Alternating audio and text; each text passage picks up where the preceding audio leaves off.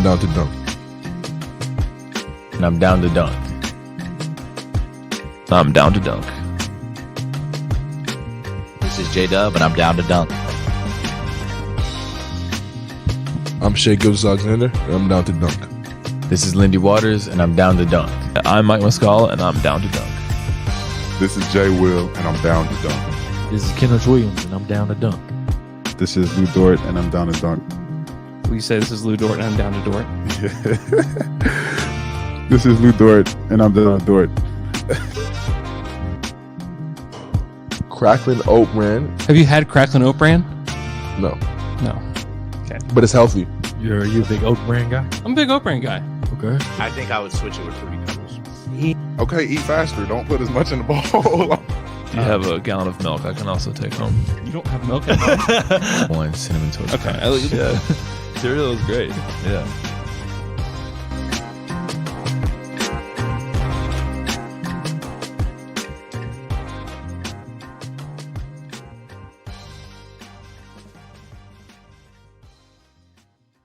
Welcome to Down to Dunk. I'm your host, Andrew Schlecht. We're part of the Athletic Podcast Network. With me, as always, on Mondays is my good friend, Michele Berra. Michele, what's up? I mean, this intro is giving me emotions every time, different emotions. Now, the Mike Muscala that says, cereal are great or cereal is great. It's a mixture of realizing that you're not going to get cereal for real for the next 10 years. Mm-hmm. And or being sad, remembering all that cereal meant to you in your early part, in the early part of your life. It's great. It's great. It's great. It's great, but Also, just remembering that I got to sit down with Jalen Williams before the season started, both of them, but namely J-Dub. It's pretty wild.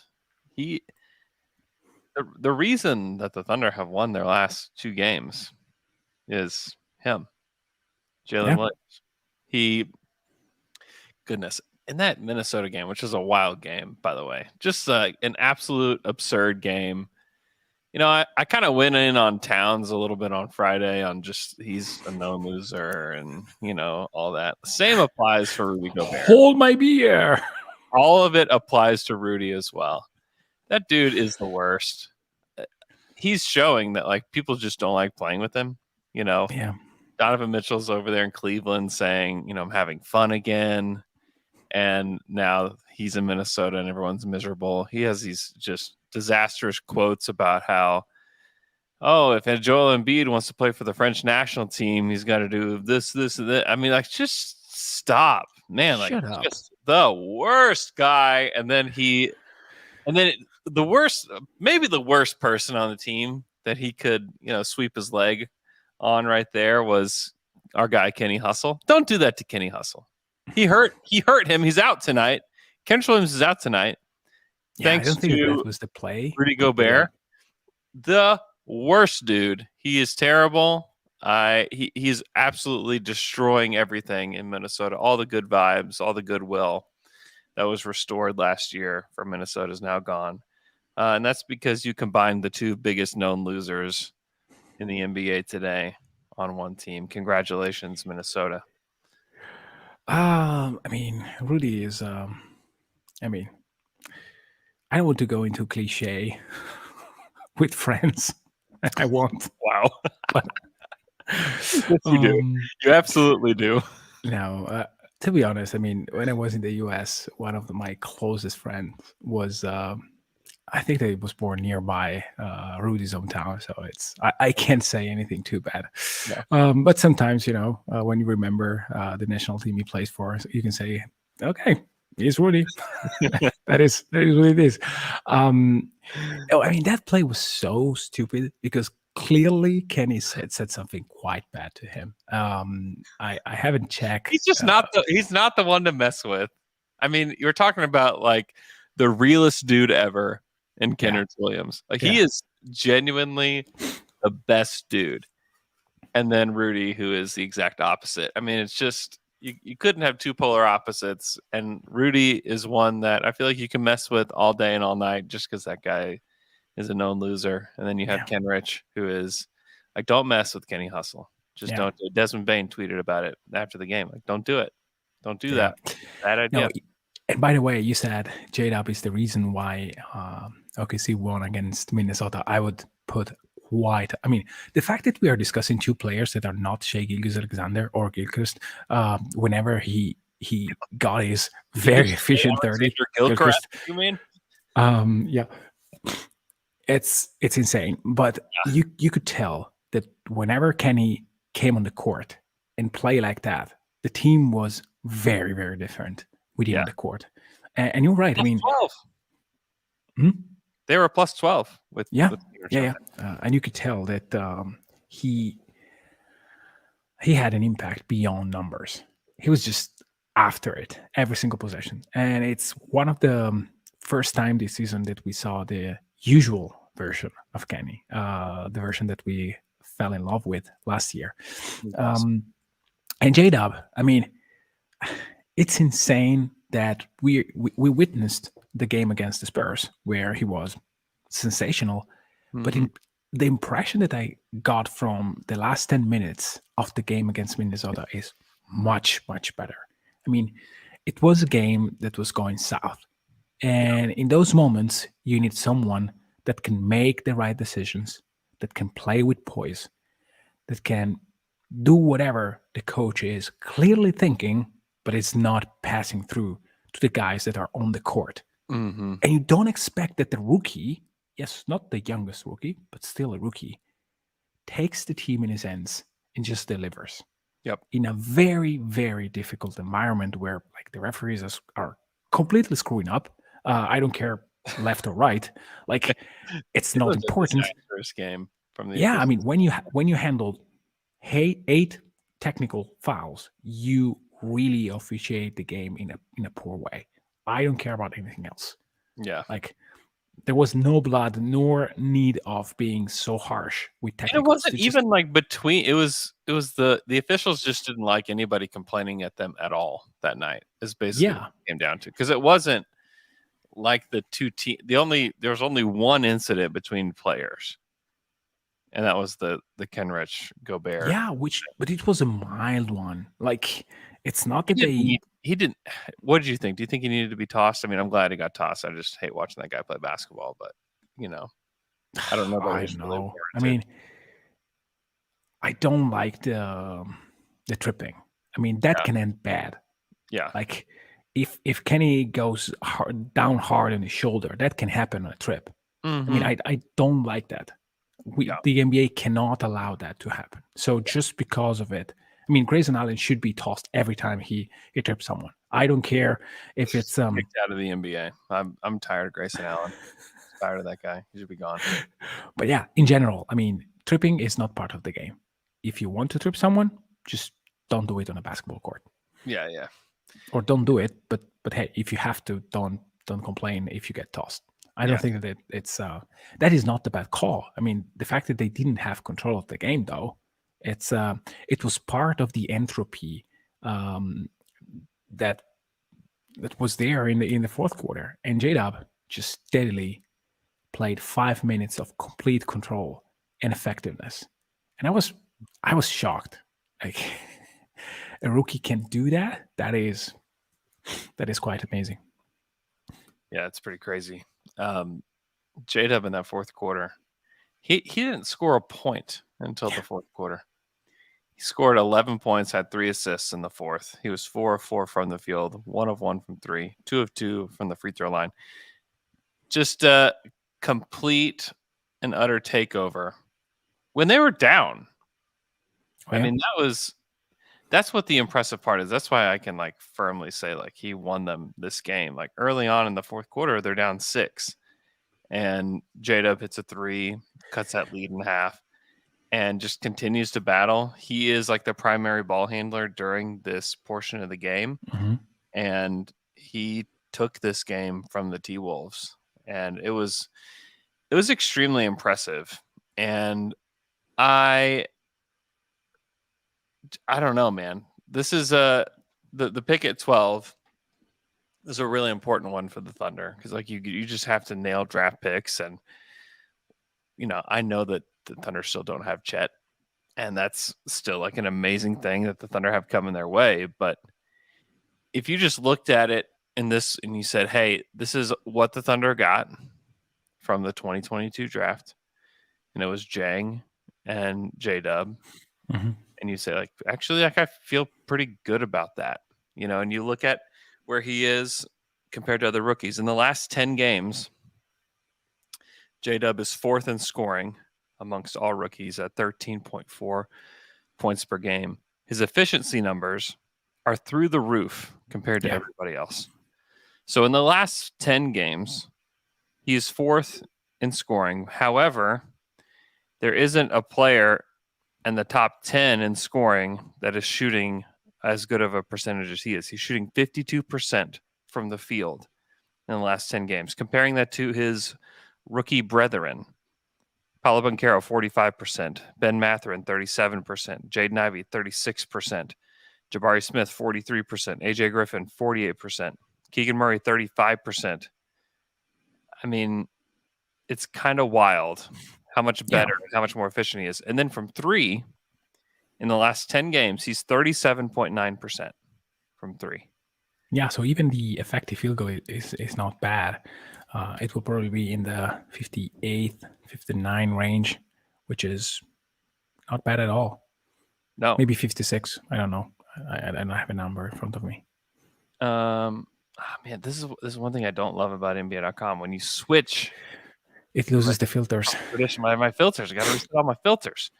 This is a bug that we should report, just for fun. I would agree with that. It just shaves just seconds off my life all the time, just like little seconds here and there. Oh, it may take a lot more if you have complicated filters.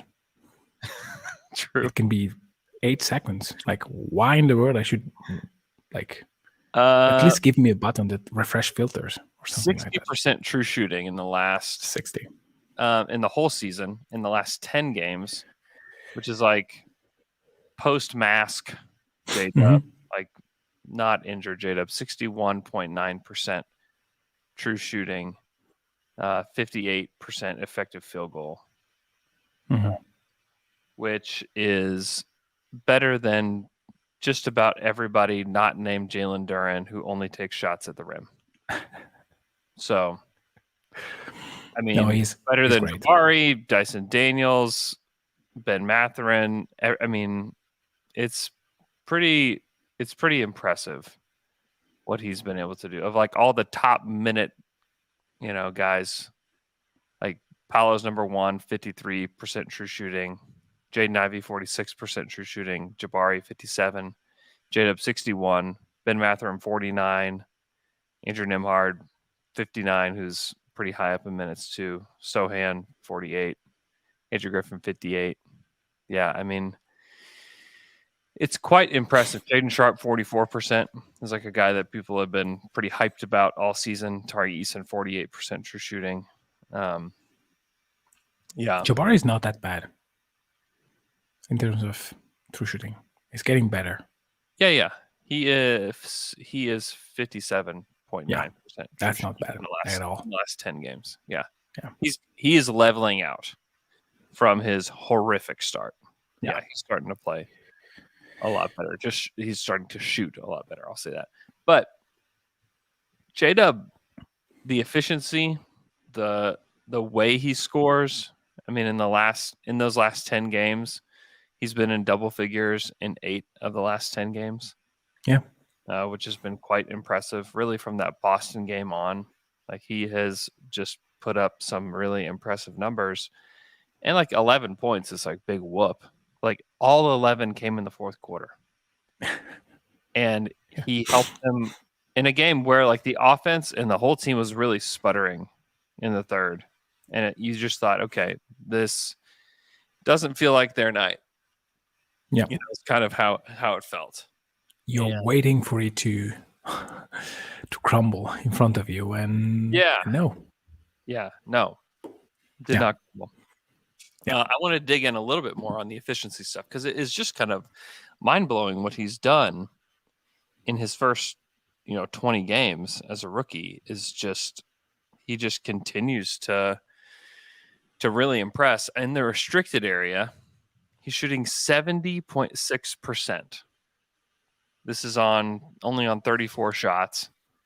But you compare that to the rest of the rookies in the restricted area. Ben Mathurin's had the most. He's 59%. Which is not bad. No, not bad at all, especially with 52 attempts. Jalen Duren is 72%. Tari Eason's 52%. Jaden Ivey is 58%. J-Dub 70%, as I said earlier. I mean, that's really something. Yeah, and the bar here for being good is around 60, I would say. Yeah. Being bad is below 55. Being like horrible is below 50. Like if you get to the rim and you take percentage around 52, 53, a coach should say to you, I mean, there are better options. Mm-hmm. Below 40, below 50 is just, hey, don't go there. Yeah, without a doubt. Yeah. So 70 is probably due to the amount of shots that he takes, which will level out a bit. But he's taking already like runners. He's taking. Yeah, these are not. A lot of these are not just like layups or dunks. Like some of them are. Some of them are. Some of them are. But even the dunks are not like easy dunks. No. So that was the last 10 games. Mm-hmm. For the whole season, 71% for the whole season. 44 of 62. That is better than everybody in the rookie class. Let me check that. Andrew Nembhard is a little bit better, but it's only on 22 attempts. Yep. AJ Griffin's a little bit better, but only on 20 attempts. Usman Jang is actually better, but on limited attempts, 11 of 14 in the restricted area. But amongst players that have taken at least 50 or more. Yeah, 50 or more attempts, there aren't very many guys that have done that. He's the only guy that's better than him is Walker Kessler. That's it. Which the guys that have taken Kessler just dunks. Or dunks only. And like credit to him, like he's only taking shots he can make. He's 80% in the restricted area this season. Yeah. He's been Which was one of the red flags that we have that we had for Kessler. I mean, is this guy really trying all the things that he's trying at Auburn? Or is just reverting to, hey, I'm very tall, I'm good at blocking and dunking, and apparently the coaching staff is having like a good response from Kessler. Yeah. Moving to the in the paint, non-restricted area, so not at the rim, but in the paint, he's 51.7%. Yeah. Which is quite impressive. Yes. And the only player that is better than him that's had, let's say, hold on, let me give like a minimum of 20 attempts.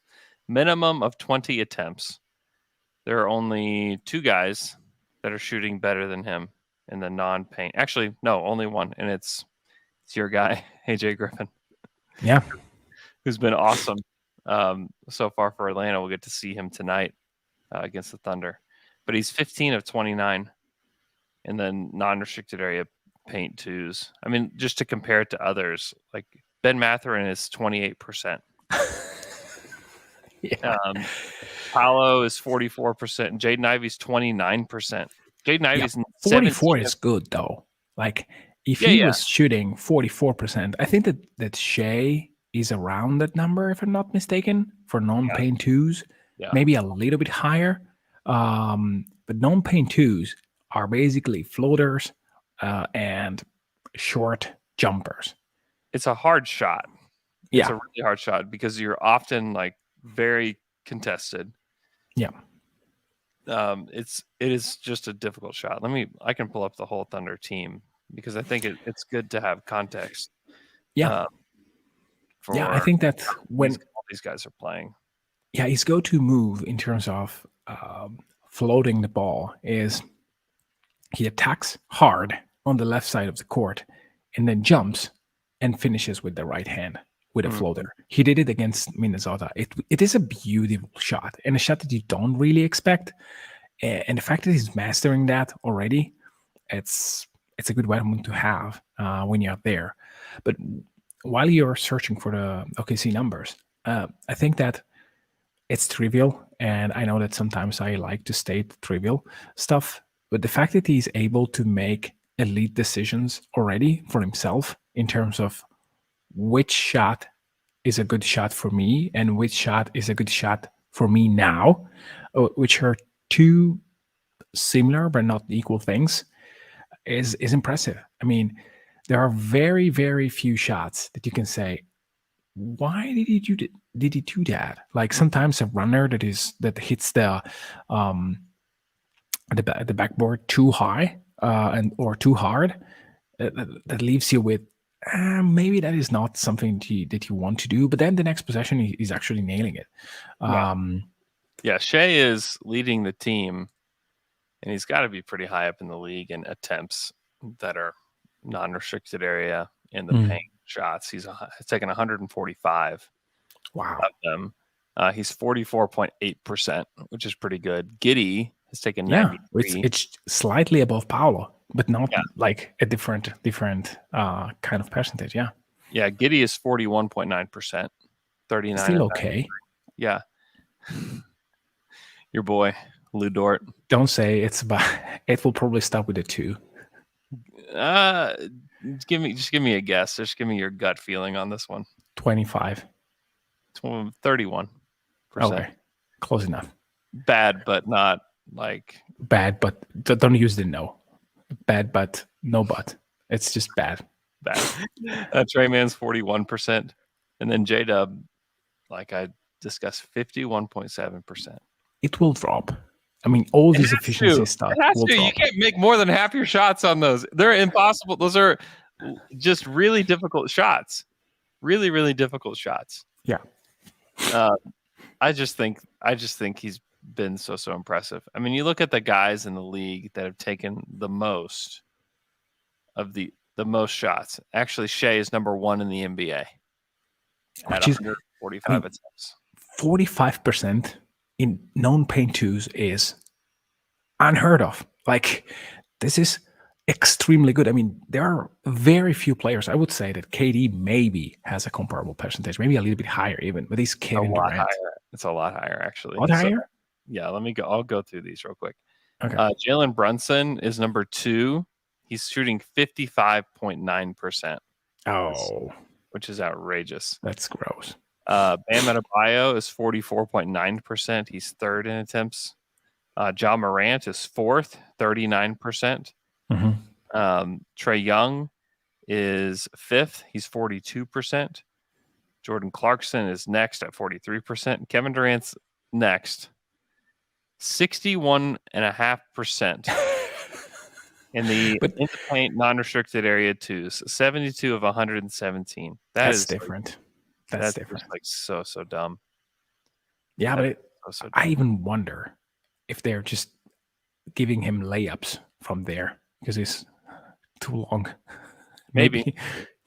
I mean, he's often taking off from, areas that are beyond the restricted area. Doesn't always get right there, but still, like Durant's mid-range game has been ridiculous. Yeah, but if you look, like 45 is already in the upper tier of these percentages. Yes, there are outliers, but I mean, Shai is quite good there. Yeah, he's been very good. J-Dub has just not taken corner threes. He's taken 4 corner threes all season. He's only made 1. And then above the break, he's 31.7% on the season, 13 of 41. But again, if you go to the last 10 games, it just feels like he's starting to really catch a groove in the last 10 games. He's 10 of 27, 37%. So that feels more in line with the kind of shooter that they thought they were getting, I think, in the draft, because he shot the ball really well off the catch and off movement.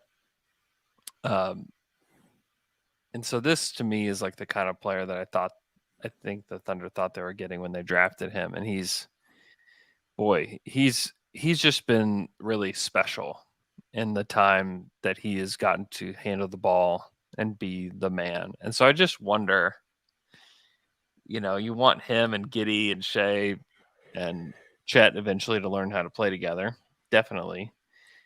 But this is a guy that's got a pretty high ceiling too. It's not because of his athleticism, which is not bad, but it's like closer to average than it is anything. Like we've seen him explode to the rim for some dunks, but it's just the way he thinks the game and his pace. I mean, he's not Shai because Shai is like one of a kind special, but the same like deceleration, the same pacing stuff that Shai has. Mm-hmm. Watch Jalen playing like, oh, like he's got some of that too. Yeah. And the fact that he's willing to play off ball and knows how to cut and knows how to move without the ball is like so important. And, you look across and like people are writing stuff about him. Like he's on like rookie ladders and rookie rankings and stuff. I think ESPN has him as 6th overall in their rookie rankings. I think he's around there with a lot of different, evaluators, but that was just such a home run pick at 12. Yeah. I mean, it was just, you look at, and I hate like doing redrafts and like all the way too early redraft of this. And I know I've done that before. We should pick Mather in it too. Yeah, should have picked Mather in it too. Sorry, John Hollinger. But to get a player like that at 12, it really does kind of go back to like the sweet spot stuff that I was talking about before. Before the draft is like there just always seems to be a guy that falls, and then like the Johnny Davises of the world are taken above them, and then there's this guy that oftentimes it can be because of age. He was a junior, 21 years old. Like sometimes it's because of stuff like that people, let these guys fall. Sometimes it's because he doesn't have like elite upside because of a perceived lack of athleticism, things like that where, he and part of it too is he played for Santa Clara where the competition is just not very good, and so it's how do we weed out what's real and what's not. I think like some people have a hard time doing that. I think that's why Johnny Davis went ahead of him at 10th, because like Johnny Davis was playing against really tough competition all year at Wisconsin. Yeah. And was playing really, really well and was highly productive out of the guard spot. And so I get why he did. Yeah. But if you're the Thunder and you have this 6'6" wing that can play guard and all the way from point guard to power forward for you, you just have to be feeling so good about that decision. And to have that guy in a rookie scale deal, you have team control of him for a long time. He's an incredible person too. When Sam talked about how he drafted people and not necessarily just the players, I think it really did mean that. And that doesn't mean that like these are not good players. Right. It doesn't mean they're not good players. What it means is like these guys are unusual in that they are highly talented, but really high character people as well. And like Jalen Williams fits that to a T. And so he won Rookie of the Month. That's great. But man, this is where you can start getting excited, because it's already easy to be excited because the Thunder have Shai Gilgeous-Alexander on their team. Yeah. And he's one Which, by the way, scored more than 30 against Minnesota again. And we are not talking like about that. Like, ho-hum, 31. Good job. Way to go. You have Shai. Joshua was great in Minnesota too. Yeah. I think it's easy to kind of overshadow Josh just because you had what J-Dub did in the fourth, and you have what Shai did throughout the game was just trickle in points here and there and really close the game for them. But Josh was really sounds good. easy, but it's not. No, it sounds normal, your but it's defense not. is geared to stop you from doing what you're doing, and you just do it anyways. This is where things can start to get really exciting in the rebuild for the Thunder. Is like, holy smokes, Like they've got Shai, who has like taken a monstrous leap. I wrote in The Athletic last week about how what's the biggest surprise? Like it still is Shai. Oh Like, yeah. shocking what he's been able to do. 31 points. I mean, it's insane what he's been able to do. 31 points, 4.7 rebounds, 6 assists, 1.8 steals. That's by the way the most steals amongst the top 30 scorers in the NBA. Yeah. Is 1.8, better than anybody else in the top 30 in scoring. 1.2 blocks. He's shooting 50, 34, 92. He's fourth in the NBA in free throw attempts. There's only one player in the top 160 players in free throw attempts. So we're talking almost half the league. And he is shooting the fourth most, and he's shooting better than everybody except for James Harden, who's only played 9 games. He is the best free throw shooter in the NBA this year. And We're talking about volume and we're talking about percentage. He's the best free throw shooter in the league, which is, he was good. He's never been bad. No. But he was just low 80. Yeah. He was kind of that Westbrook 80, 82%, which is good. Like, that's great. If you have a star that's taken that many free throws and they make 80% of their shots, wow. Yeah, keep doing That is incredible. But 90 is a different beast. 92? 92 is an insane number. Yeah. It's a crazy, crazy, crazy number. You almost expect that to go down.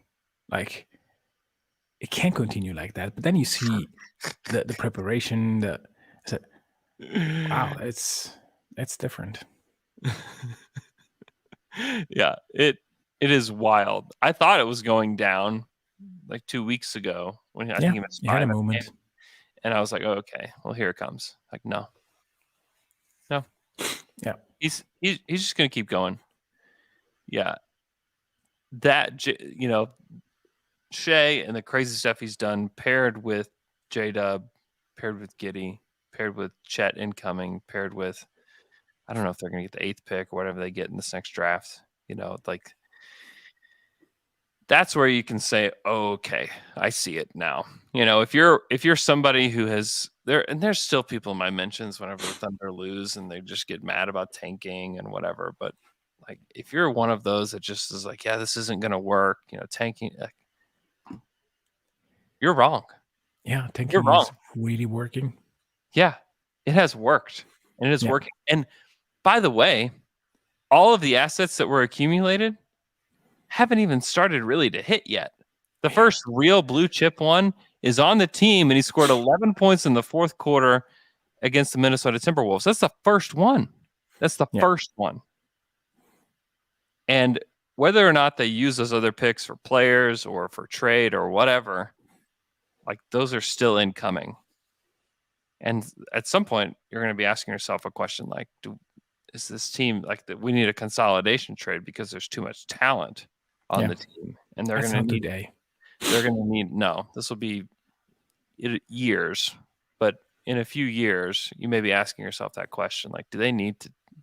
And they'll eventually do it, where they take 2 or 3 young guys and a pick, and they go get somebody, but they get to keep Shai and Giddey and Chet and J-Dub, and like they get to keep those guys. Yeah. It's the rebuild is going about as well as you could possibly want it to. And, this year there's a lot of really fun stuff going on. Like, they're still not like a great team, but like they're 20th in net rating, 18th in defense, 21st in offense. They're 5th overall in pace. This is actually the second fastest Thunder team in history. Which is crazy to think about. But yeah. The fastest was that Paul George, Russ, Dennis Schroeder, Jeremy Grant team. Oh, yeah. That was the fastest team in Thunder history. This is the second fastest team in Thunder history, according to NBA.com. They're extremely fun. This is just an extremely fun team. And we'll talk a little bit more about this team and their schedule and who they play tonight right after this quick break.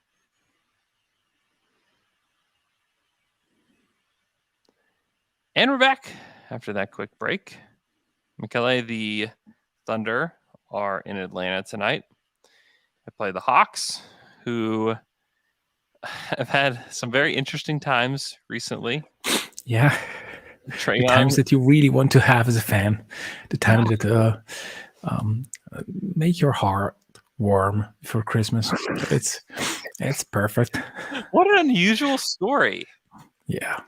It's on the Athletic. Again, go to theathletic.com/down-to-dunk and get the Athletic for $1 a month for 6 months. Great deal. Come on, guys. Go read It's the story. such an insane deal. I mean, I don't know. No, you don't even know that it's coming out of your account. Just do it. Just do it. And you can also listen to this show ad-free. So if you're listening to this and you're like, man, I hate having to skip through ads, and I wish there was a way to not have ads. Well, there is a way. You can listen to it in the Athletic app and get it for free. Sham Sharani and Sam Amick report that Trae Young, our own Oklahoman, Trae Young, is a little miffed and peeved at Nate McMillan and didn't want to go to the game. They got into a little tiff and just decided not to go to the game. Just a weird story, one of the weirder NBA stories in a long time. But the Thunder played this Hawks team tonight. I assume Trae Young is going to show up. Yeah. And they are missing John Collins. They are missing DeAndre Hunter tonight. Kenny Hustle is out tonight. Thank you, Rudy Gobert. What are your thoughts on the matchup tonight against this Hawks squad? Yeah, I mean, it makes a huge difference if Trae plays or not. I guess it will.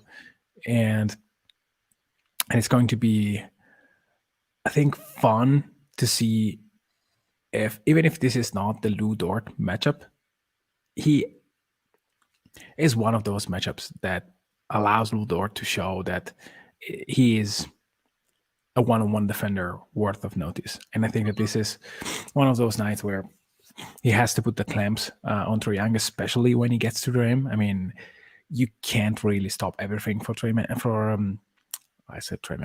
Young. Sorry. Stop Trae Man right now. Yeah.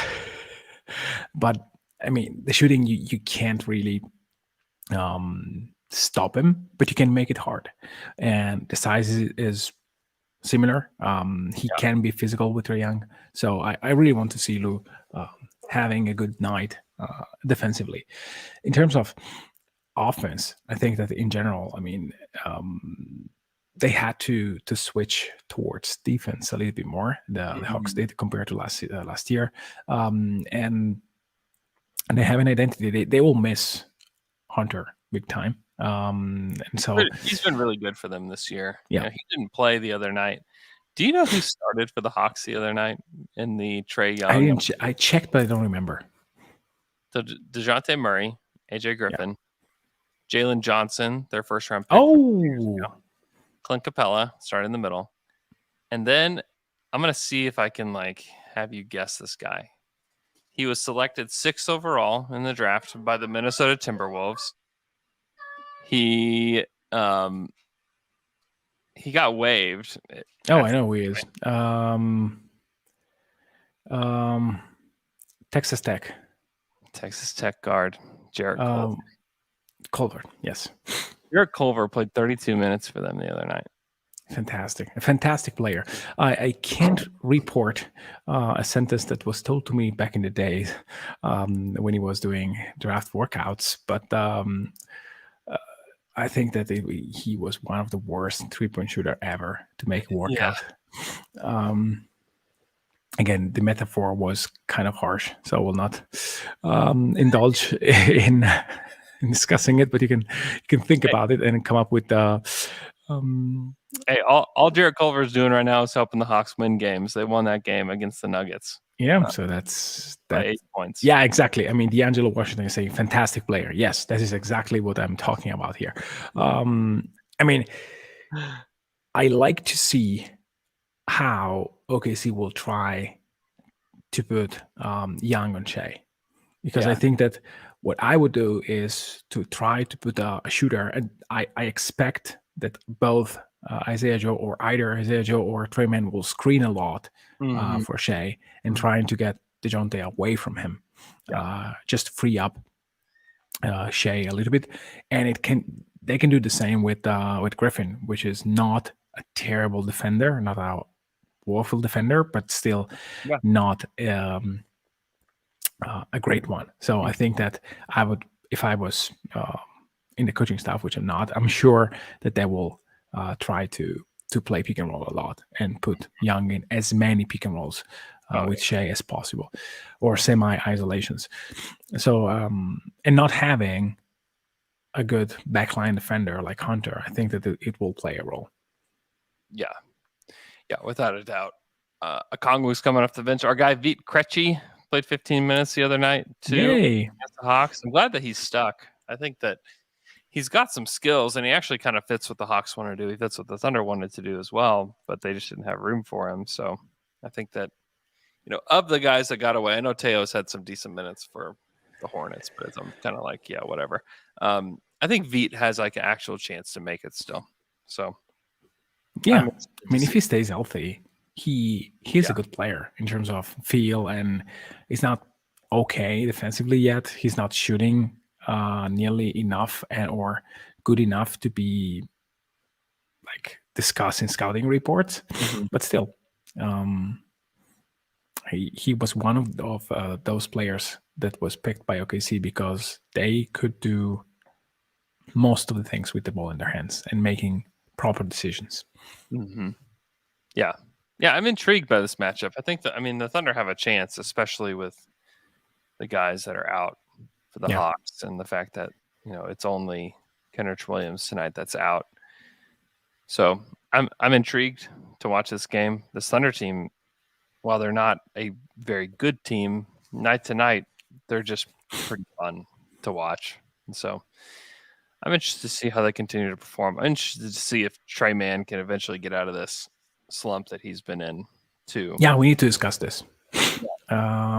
This is not the percentage that I expected.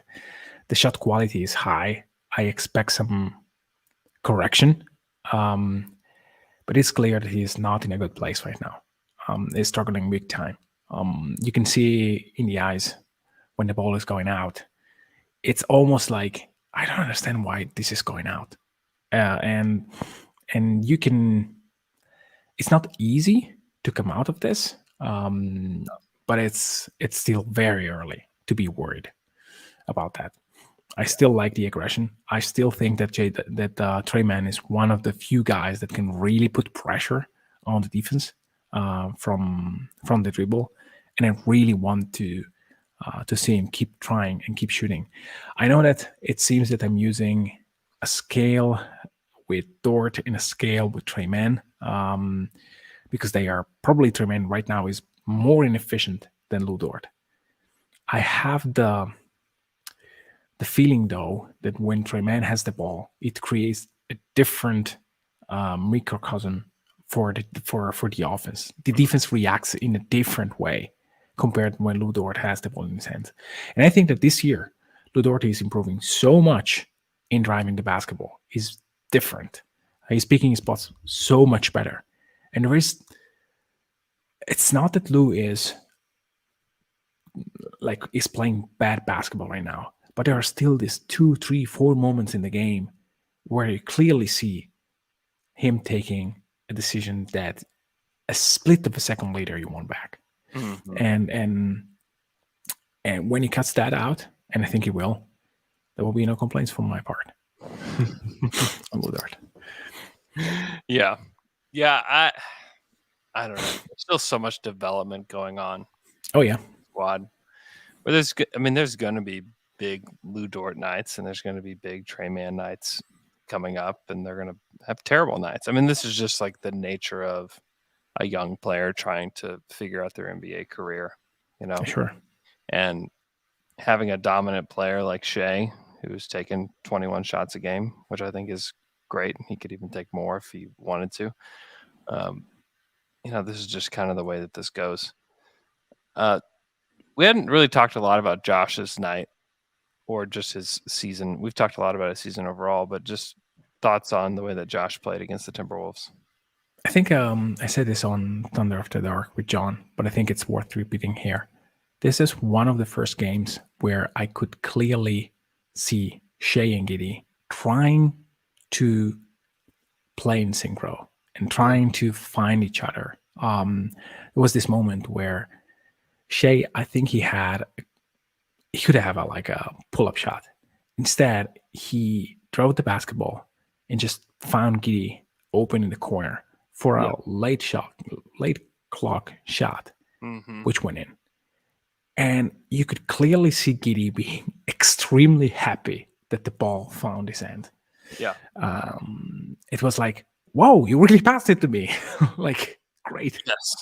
Yes. Well, it was one of the first games where you could see them working together in a way that you felt it was repeatable, Yeah.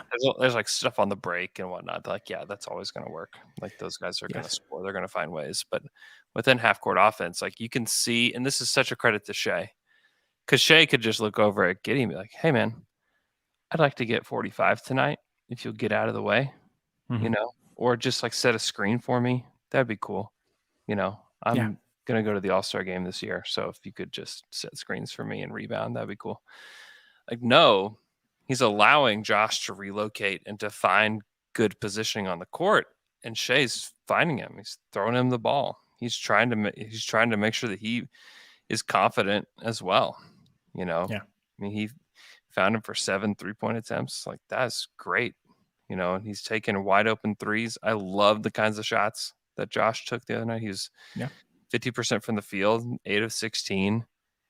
I thought he was phenomenal. And then he's finding guys. I mean, he had 7 assists, 2 steals, 2 blocks, 4 turnovers, 12 rebounds. I mean, it's just like, wow. Like, it was the ultimate Josh Giddey game.